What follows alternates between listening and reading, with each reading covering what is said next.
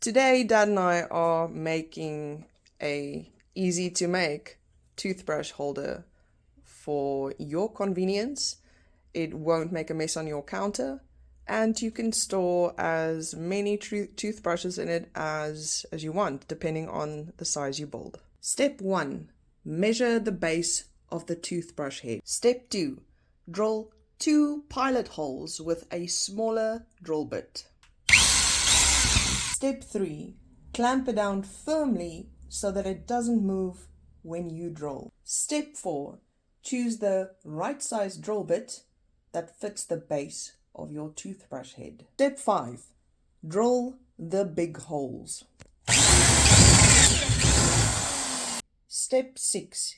Use this special drill bit that you use for counter sink screws to smooth the holes.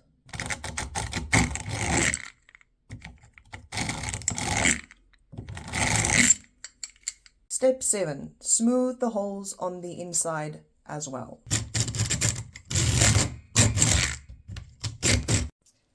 And now finally you can put your toothbrush heads in your new toothbrush holder.